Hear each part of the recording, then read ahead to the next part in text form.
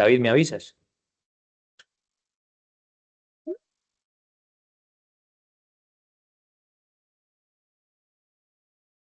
Bueno, muy buenos días para todos. Mi nombre es Santiago Monsalve, soy fellow de reumatología de la Universidad Pontificia Bolivariana y el día de hoy vamos a revisar las recientemente publicadas guías EULAR y ERS del 2025 para el manejo de la enfermedad pulmonar intersticial asociada a enfermedades del tejido conectivo.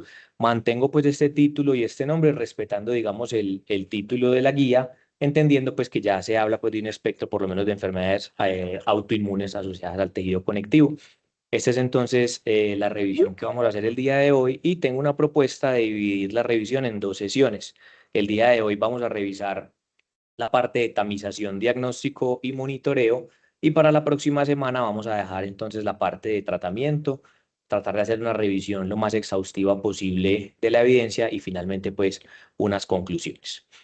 Sabemos entonces que el compromiso pulmonar intersticial cada vez va ganando más importancia en reumatología, que creo que probablemente es la especialidad que más se está llevando la atención cuando hablamos de un paciente con compromiso pulmonar intersticial. Es una manifestación frecuente que puede ser oscilar entre el 5 y 10% en enfermedades como en la enfermedad de Sjögren, o tan alta como 50 o 60% como esclerosis sistémica y algunos fenotipos de miopatías inflamatorias.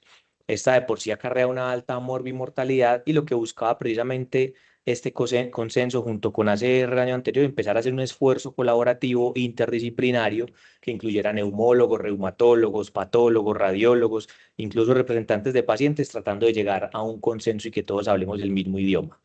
Estas guías entonces están basadas en en unas preguntas pico, que estas especialmente fueron hechas para la parte de tratamiento, pero vamos a ver que en esta primera parte, donde no hay una evidencia tan fuerte como RCTs de buena calidad, la mayoría de esas recomendaciones van a venir de preguntas narrativas e incluyendo dentro de esta sombrilla de enfermedades la esclerosis sistémica, AR, miopatías inflamatorias, y en otras enfermedades hablamos algo de Sjögren, lupus y enfermedad mixta del tejido conectivo.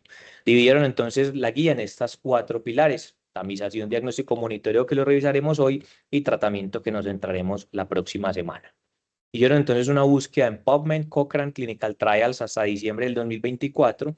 Incluyeron desde RCTs, pero también estudios observacionales, de donde sacaban la mayoría de evidencia directa, pero vamos a ver que en muchas preguntas les tocaba, digamos, pegarse de evidencia indirecta o incluso de extrapolación de otras enfermedades, sacando así dos recomendaciones grandes. Una recomendación fuerte, bien sea a favor o en contra, cuando dice debería uno seguir la recomendación, o una recomendación condicional donde sugieren seguir pues como tal la recomendación que ellos dicen. Empezamos entrando en materia, entonces la primera pregunta que ellos hacen es si las pruebas de función pulmonar, específicamente hablando de capacidad vital forzada y de LSO, pudieran reemplazar el TACAR como tamización de enfermedad pulmonar intersticial. Ellos dicen que definitivamente no, es una recomendación en contra, fuerte en contra. La mayoría de las recomendaciones que vamos a ver el día de hoy, vamos a ver que son un bajo nivel de evidencia. En esclerosis sistémica, ellos citan 9 estudios observacionales que incluyen más de 1.600 pacientes, y vean que la sensibilidad de las pruebas de función pulmonar cuando se compara con TACAR puede ser tan baja como el 34% y la especificidad como el 38%, una alta imprecisión reportando falsos negativos que van desde el 6 o incluso hasta el 88% cuando hacemos tamización con estas pruebas, y la mayoría de los estudios tienen alto riesgo de sesgos y muchas inconsistencias entre ellos. Este fue un estudio que quiso evaluar precisamente eso, y es cómo se comportaba la capacidad vital forzada y el DLCO para tamización de estos pacientes en esclerosis sistémica. Incluyó entonces más de 260 pacientes, la mayoría de ellos de género femenino, fumadores en un 37%. Importante que ya vamos a ver que en los diferentes estudios se ha visto que definitivamente la que más riesgo tiene de compromiso intersticial es el fenotipo difuso, pero aquí estaban repartidos casi con un 50 y un 50% junto con el fenotipo limitado, y también una prevalencia importante del 30% de anti-SCL70, que es el autoanticuerpo que más se asocia con este riesgo.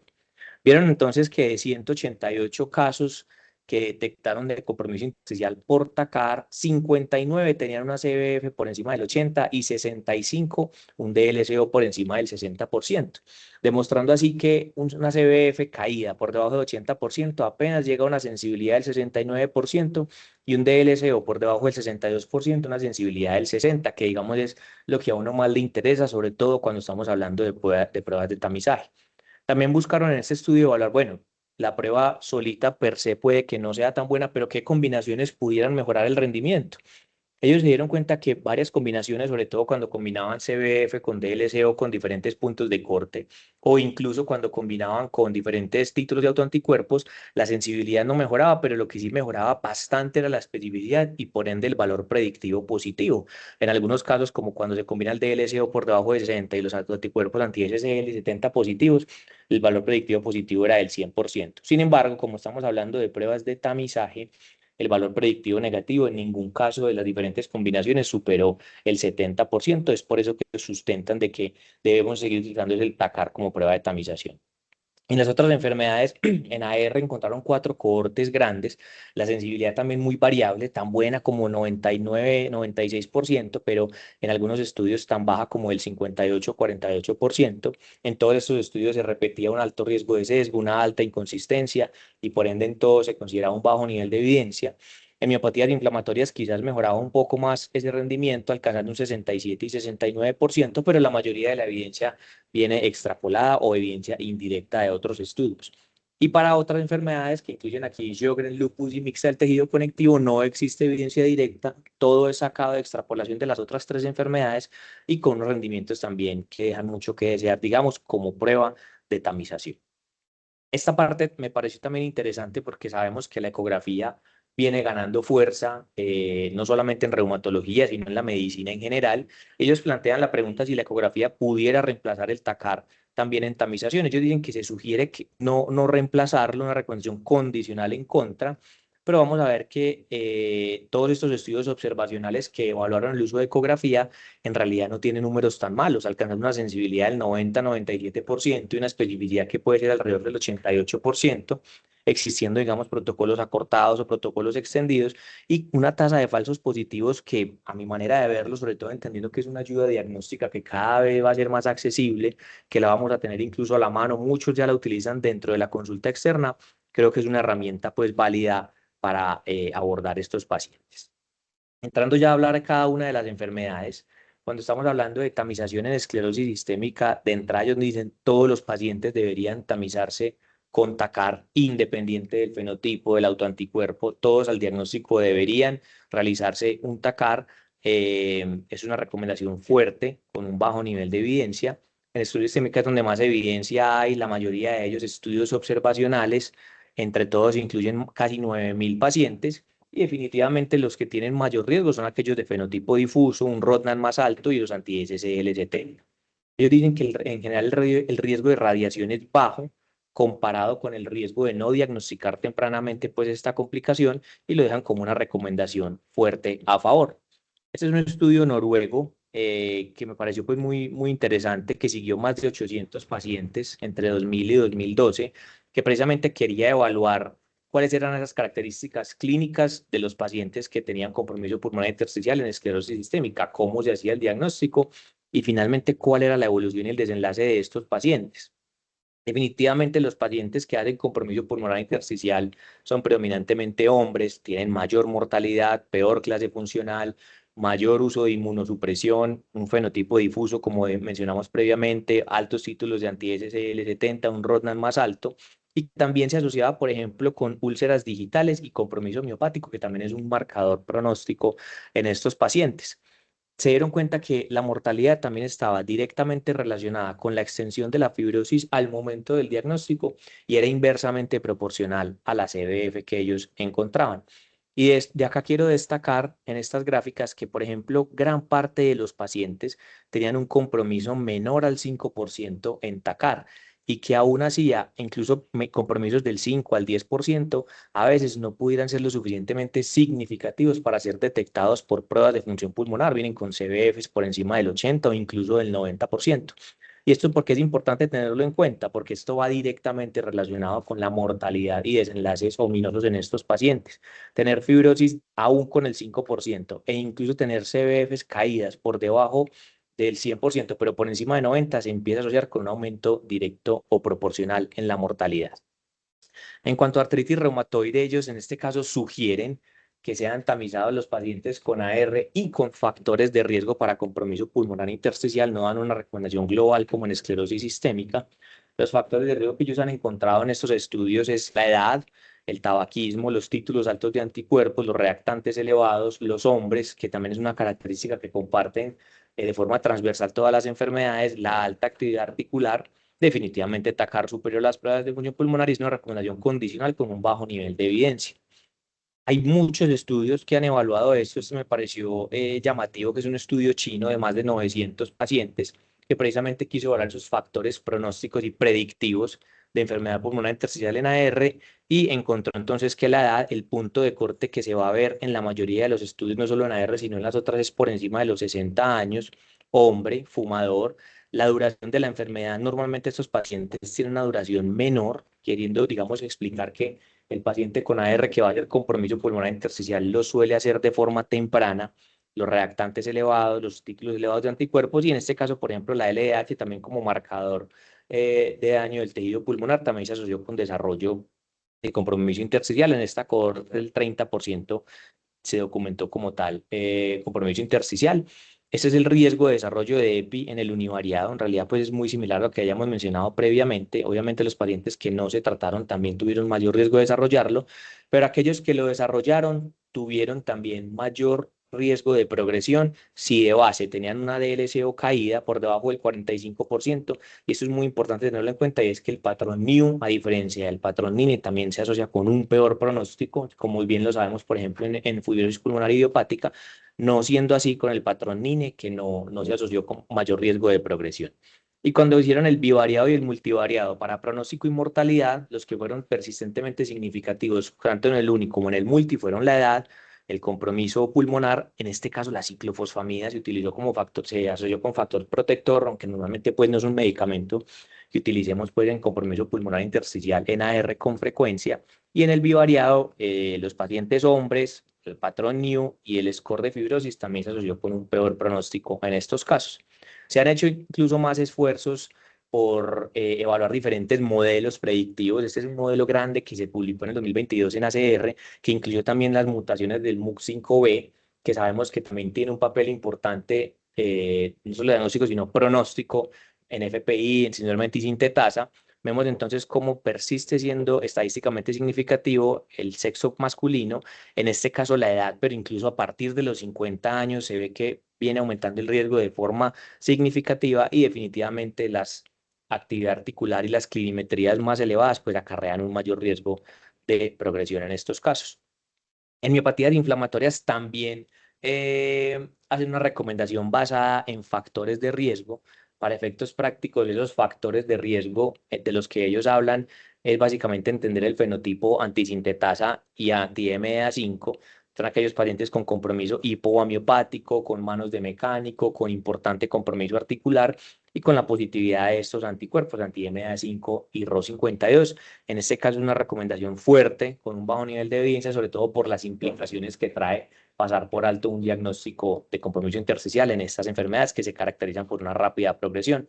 Aquí también hacen la salvedad de que dentro de todas estas recomendaciones no se incluyen las miopatías por cuerpos de inclusión, pues tienen un comportamiento diferente, una fisiopatología diferente, entonces no deberíamos ser, digamos, o seguir estas recomendaciones en contexto de este tipo de pacientes. Este es un estudio chino también, por allá del 2013, cuando querían, apenas estaban conociendo como ese fenotipo anti-MDA5, querían evaluar no solamente las características clínicas, sino si había relación entre los títulos de anticuerpos y la actividad de la enfermedad, cosa que al día de hoy ya sabemos que sí se correlaciona. Ellos describieron sus 64 pacientes, pero también hicieron una revisión de la literatura y hicieron un metaanálisis.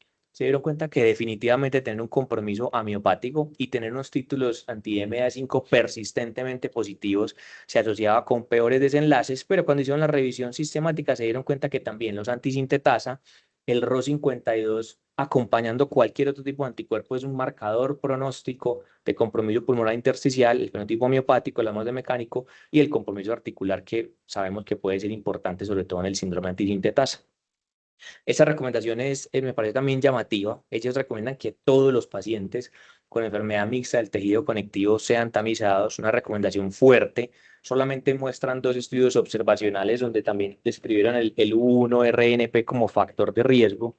Obviamente el RO52 pues aún más, pero en general todo paciente que sea diagnosticado con mixta debería ser tamizado, pues al igual que pasa con esclerosis sistémica. En síndrome de Sjögren también lo dividen por factores de riesgo, al igual que AR, y es una recomendación condicional.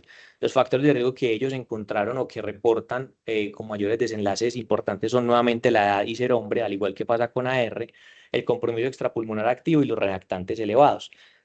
Y esto viene de esta revisión sistemática de metaanálisis nuevamente publicada por los asiáticos. Ellos querían documentar la prevalencia y cuáles eran esos factores de riesgo para compromiso intersticial en Sjögren.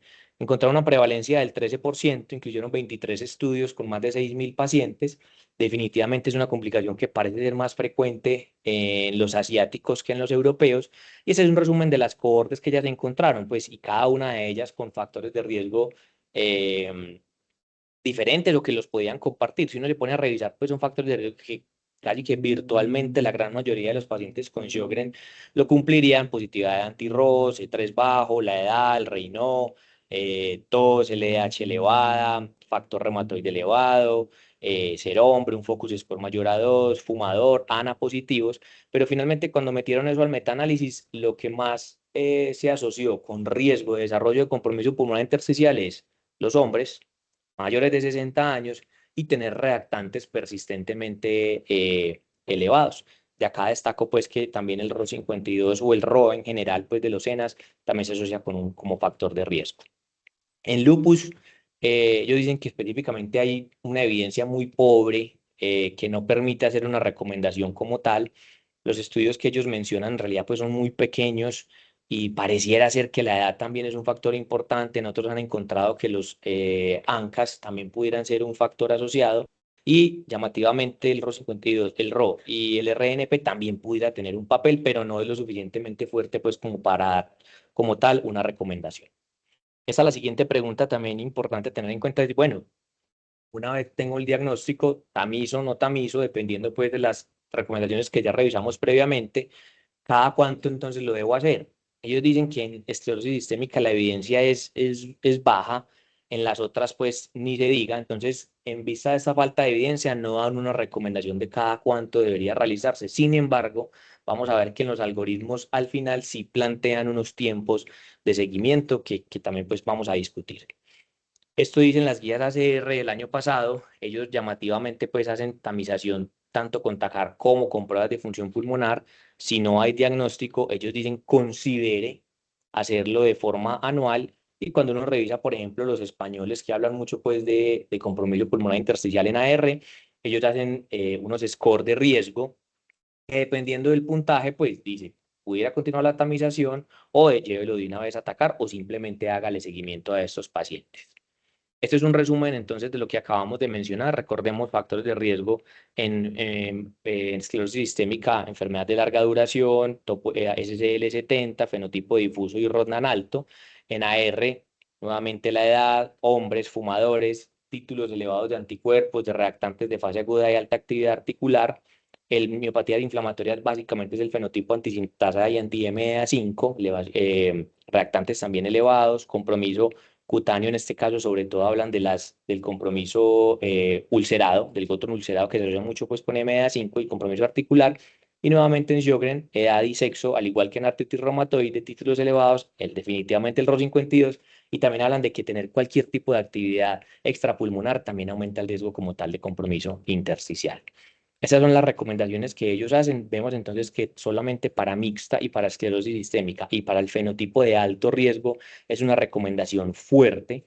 Para las otras es una recomendación condicional, tanto en miopatías de bajo riesgo como artritis reumatoide y síndrome de Sjögren con factores de riesgo. Y definitivamente aquellos pacientes con Sjögren que no tienen riesgo, según las cohortes que revisamos previamente, pues uno pudiera, digamos, no tamizar y simplemente guiarse por los síntomas de estos pacientes. Una vez entonces detectamos a ese paciente con compromiso pulmonar intersticial, debemos hacer pues una evaluación integral, evaluando entonces la actividad de la enfermedad, cuál es ese riesgo de progresión y por ende escoger entonces el manejo más adecuado que sea individualizado pues para el paciente. En esclerosis sistémica ellos sugieren hacer una evaluación global de los factores de riesgo de progresión que incluye atacar, pruebas de función pulmonar, autoanticuerpos, compromiso cutáneo y cuáles son los marcadores de inflamación. Esos factores de riesgo que más fuertemente se han asociado con progresión son la edad, la CBF baja al momento del diagnóstico, el bajo DLCO y la extensión del vidrio esmerilado. También se ha asociado a los reactantes elevados y el ROTNAN más alto. Eso es una recomendación condicional con un bajo nivel de evidencia. Ese también es un estudio noruego que incluyó más de 300 pacientes que quiso evaluar precisamente esa pregunta. Bueno, ¿cuáles eran esos factores que se asociaban a que mi paciente progresara? Hay unos datos muy interesantes que saca este estudio y son los siguientes. Los pacientes que claramente tenían un mayor compromiso al momento del diagnóstico, definido como un compromiso mayor al 20% por TACAR, eran los que peor les iba, los que más progresaban en el tiempo. Los que tenían un compromiso del 1 al 20% también progresaban, pero progresaban menos, digamos, a una velocidad más lenta que los que tienen un mayor compromiso, y que los pacientes que no tenían ninguna evidencia de compromiso pulmonar intersticial en el seguimiento, era muy poco probable que lo hicieran, perdón, en basal, era muy poco probable que lo hicieran en el seguimiento. Esto es importante pues reconocerlo y tenerlo en cuenta. Cuando hicieron los diferentes análisis y modelos predictivos, tanto en uni como en multivariado, se dieron cuenta que los pacientes que eran menos propensos a la progresión eran las mujeres, compromiso limitado, anticentrómero positivo, que a base tuvieran un anti-CBF por encima de 70, pero recordemos acá que hay pacientes que tienen compromiso pulmonar intersticial y que tienen capacidad vital forzada por encima de 60, de 70, 80, incluso por encima de 90. Y el DLCO hay que mirarlo con cautela porque como estos pacientes son también muy propensos a tener hipertensión pulmonar, puede haber como algo de alteración en la interpretación del mismo. En cuanto a artritis reumatoide, también se sugiere pues una evaluación global. En este caso, los principales factores de progresión fueron el patrón NEW en TACAR, la extensión en el compromiso fibrótico, las pruebas de función pulmonar no tan fuerte, pero también se asociaron y esto fue una recomendación condicional con un bajo nivel de evidencia. Hay varias cohortes que han demostrado, pues como tal, esto es una cohorte danesa que dijo lo que ya venimos sabiendo, la edad, el DLCO, el patrón NEW, los títulos altos de autoanticuerpos.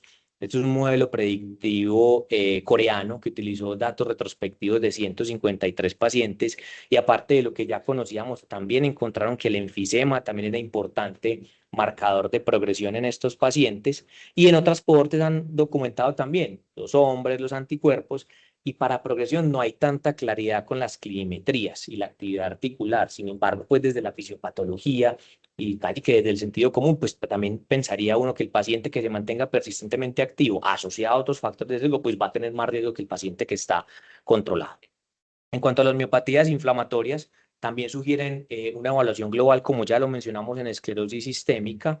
Eso es una recomendación condicional con un bajo nivel de evidencia, pero hay algo que es llamativo también en esta condición, que ya también cada vez lo venimos conociendo más. Esto es un estudio japonés que precisamente quiso responder esa pregunta, evaluaron 18 pacientes y aparte de lo que ya venimos mencionando, la extensión del TACAR, la edad, eh, las pruebas de función pulmonar basales, también se dieron cuenta que hay otros marcadores importantes que deben hacernos prender las alarmas porque son factores de riesgo de progresión y de mal pronóstico en estos pacientes. Estos son la hipoalbuminemia, la hiperferritinemia, ellos tienen un punto de corte por encima de 450, el compromiso del lóbulo medio, porque esto habla, digamos, de la gravedad de la enfermedad, una enfermedad que normalmente tiende a tener más compromiso inferior o basal. Cuando ya tenemos compromiso del lóbulo medio, es un marcador pronóstico y obviamente el mayor uso de inmunosupresión que normalmente llevan estos pacientes. Este es el score que se hace para medir fibrosis y extensión de vidrio esmerilado. La parte del lóbulo medio es de las que más puntúa y tener una puntuación más alta se asocia con un peor pronóstico. Y vemos cómo los marcadores del laboratorio, como son la ferritina, la diferencia alveolo arterial e incluso ya hoy en día más recientemente sabemos que la linfopenia también es un marcador pronóstico que se asocia con peores desenlaces desde el punto de vista de supervivencia. En otras enfermedades no hay una recomendación. sobre todo pues porque no hay la evidencia lo suficientemente fuerte para hacer una recomendación. Incluso aparte de Sjögren no hay nada escrito en ninguna de las otras y tampoco hay extrapolación, pero ellos al final, como les digo, en las gráficas y en los algoritmos tratan de dar la propuesta de ellos. Otra pregunta importante que muchas veces nos hacemos en la práctica es, bueno, ¿cuál sería entonces el papel del lavado broncoalveolar en el diagnóstico de enfermedad pulmonar intersticial? Ellos dicen que podría tener un papel al momento del diagnóstico, pero es sobre todo cuando estoy pensando qué hay sobre infección o cuando quiero evaluar diagnósticos diferenciales, sobre todo de tipo neoplásico. Eso es una recomendación condicional con muy bajo nivel de evidencia. Y este estudio, que nuevamente también es un estudio chino, más de 110 pacientes, específicamente en dermatomiositis, la mayoría de ellos con anti-MDA5, que yo creo que es el escenario más ominoso que vemos en la práctica diaria, y querían responder básicamente tres preguntas. Bueno, si los hallazgos citológicos del lado broncoalveolar tenían una implicación pronóstica o si me iban a cambiar algo la conducta con estos pacientes, cuál era el papel de la infección y cuáles eran los riesgos inherentes al procedimiento, que muchas veces creo que nos ha tocado en la clínica pacientes que posterior al lavado broncoalveolar se descompensan, se exacerban, salen para UCI. Bueno, entonces, ¿cuál es, digamos, riesgo-beneficio de este procedimiento? Ellos dividieron entonces los grupos en dos, en aquellos pacientes con compromiso intersticial crónico y compromiso intersticial agudo y subagudo, que para efectos prácticos es los pacientes con enfermedad pulmonar rápidamente progresiva.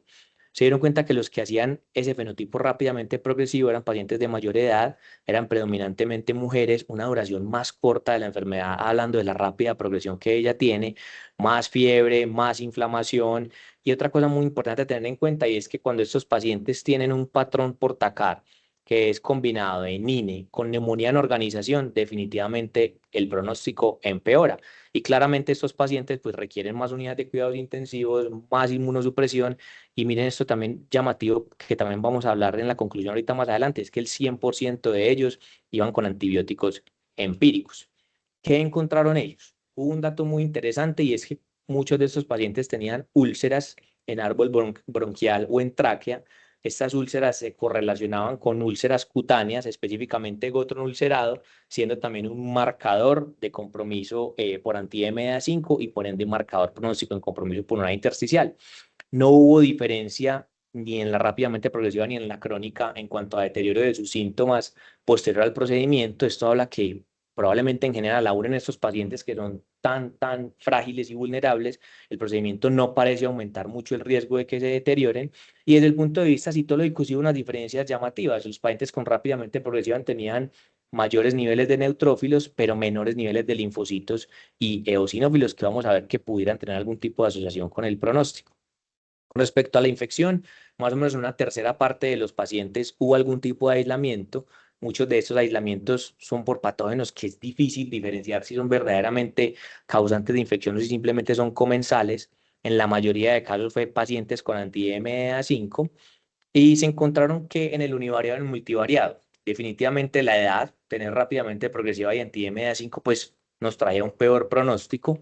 La fiebre, la ferritina en el univariado y el uso empírico de antibióticos y pulsos de esteroides, pues se con un peor pronóstico, pero probablemente más de la mano, entendiendo que es una enfermedad que es grave, rápidamente progresiva y que muchas veces no da espera a tener un diagnóstico confirmatorio para poder, digamos, iniciar la terapia.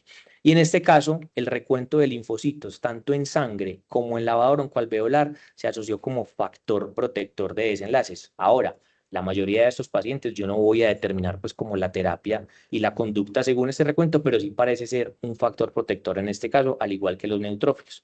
Y otra cosa llamativa y es que aquellos pacientes en el univariado que tuvieron un cultivo positivo tuvieron una mayor mortalidad estadísticamente significativa a 30 días versus los que tenían un cultivo negativo. Ahora, como mencioné previamente, en la mayoría de los pacientes que se comportan como una rápidamente progresiva, pues van a ir con antibióticos y tratamiento empírico cubriendo precisamente estos focos infecciosos, incluso también la importancia, por ejemplo, del Pneumocystis jirovecii en nuestro medio.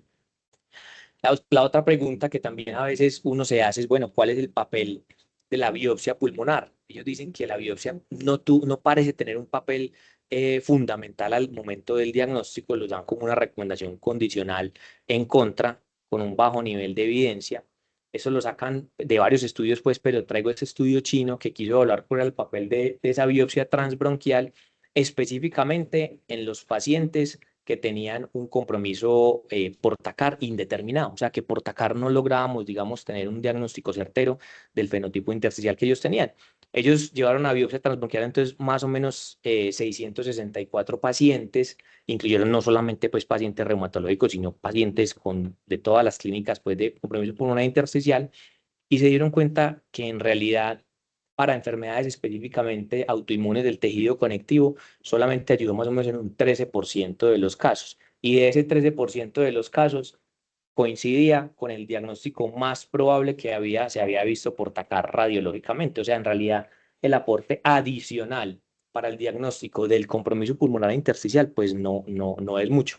Ahora, cuando ya estamos hablando de pacientes refractarios, pacientes que no mejoran, pacientes que tengan características de diagnósticos diferenciales, pues probablemente tengan un papel mayor. Aquí estamos hablando específicamente al momento del diagnóstico netamente de ese compromiso pulmonar intersticial. Esto es un resumen entonces de esa segunda parte de factores pronóstico en esclerosis sistémica, nuevamente la edad, el género masculino, también la raza. Los pacientes de raza negra tienen un peor pronóstico, reactantes elevados, SL70, partir de pruebas de función pulmonar disminuidas de entrada nos trae un peor pronóstico que es transversal a todas las enfermedades, al igual que el compromiso porcentual en tomografía.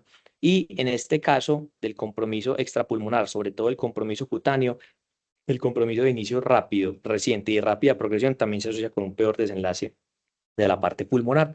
En AR muy parecido al riesgo de aparición de EPI es igual el riesgo de progresión, nuevamente los títulos, la edad, la caída de las pruebas de función pulmonar. Aquí sí nos ponen la actividad articular, a pesar de que en el texto dicen que no parecía ser tan consistente, pero creo que tiene todo el sentido del mundo. Y aquí en anti-MA5 recordar esos marcadores de laboratorio que tenemos fácilmente a la mano, la ferritina. En estos pacientes también se ha empezado a describir, por ejemplo, síndromes de activación de macrófago, entonces es un marcador que creo que deberíamos pedir más seguido pues, en el contexto de estos pacientes. Este es el resumen de que ellos nos dan de cuál es esa evaluación global. La mayoría de ellos son recomendaciones condicionales. Esta que aparece en blanquito son como la práctica usual que hacemos, que no hay lo suficientemente evidencia fuerte para dar una recomendación a favor, y recordar entonces considerar siempre el lavado, sobre todo pensando en los diagnósticos diferenciales o en la implicación de la infección, cuáles son los factores de riesgo, las pruebas de función pulmonar, el patrón. Aquí, por ejemplo, incluyen ellos la caminata, que ACR dice que no pareciera ser tan útil, pero creo que sí es un marcador pronóstico en estos pacientes. Y los PROMs o desenlaces reportados por los pacientes también hacen una recomendación, que son las siguientes. En la caminata dicen que sugieren evaluarla para la gravedad y pronóstico en todas las condiciones. Es condicional con un bajo nivel de evidencia.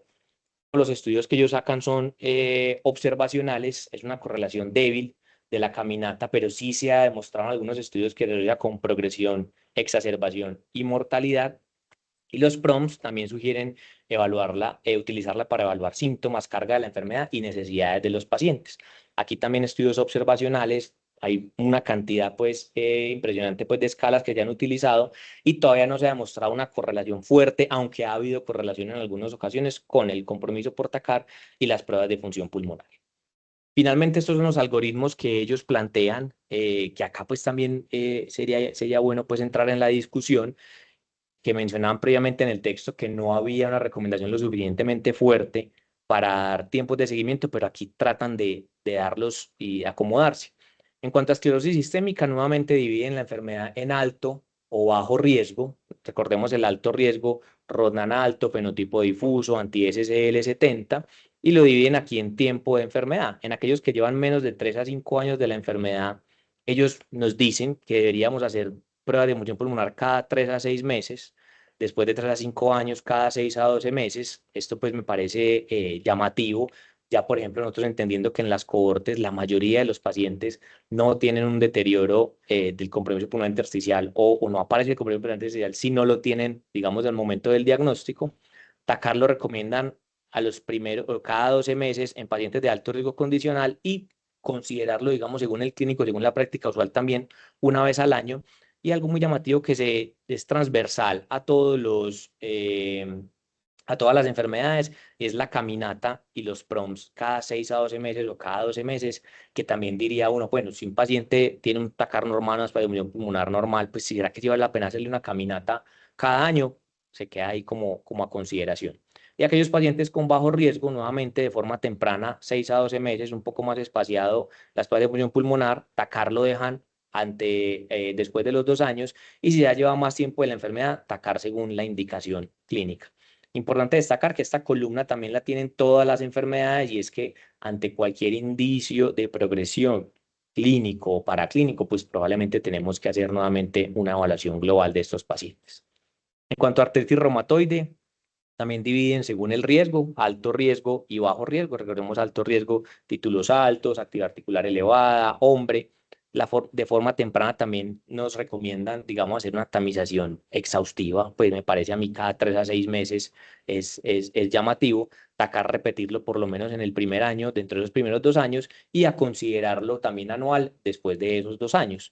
Nuevamente aquí destacan la parte de caminata y PROMS, con todas las aristas pues que eso tiene, y en los aquellos de bajo riesgo, nuevamente hacer una exploración pulmonar al año, repetir luego de 2 años el TACAR, y después de los 2 años en pacientes de bajo riesgo, pues según la condición clínica. Nuevamente aquí destaco cualquier indicio de deterioro, pues tenemos que hacer nuevamente una evaluación global.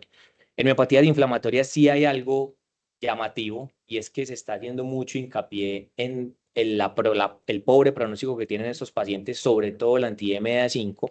Es por eso que incluso en aquellos pacientes de alto riesgo, en menos de 2 años, incluso recomienda repetir TACAR cada 3 a 6 meses, según la indicación clínica. Es una recomendación, digamos, condicional que ellos ponen. Yo creo que sí hay que estar muy alerta en estos pacientes, sobre todo en ese clúster intersticial de anti-MDA5 que tiene tan alto riesgo de progresión.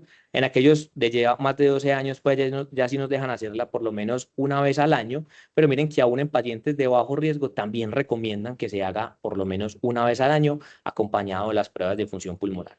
Y nuevamente ante este deterioro, hacer una evaluación nuevamente global de estos pacientes. Para las otras enfermedades creo yo que sí es un poco más complejo. Ellos también tratan de dar sus recomendaciones, pero entendemos que en el Sjögren la prevalencia es del 13%. En mixta quizás sí pudiera ser estar uno más alerta, entendiendo que también es una enfermedad que tiene una alta prevalencia de compresión pulmonar intersticial, pero por ejemplo en lupus, aunque no lo ponen acá en el título, sí lo mencionan en el texto, no sé qué tan importante sea hacer un seguimiento tan estrecho de las pruebas de función pulmonar, hacer TACAR también así por protocolo en pacientes que vayan bien clínicamente, y al igual que los otros, la crítica pues que hay de la caminata cada 6 a 12 meses por protocolo, pues no sé tampoco qué tan costo efectivo sea inclusive. Y nuevamente, pues ante riesgo de progresión, siempre hacer una evaluación exhaustiva. Y eso es lo que tenía para el día de hoy. Estoy atento pues a comentarios, preguntas, observaciones. Gracias.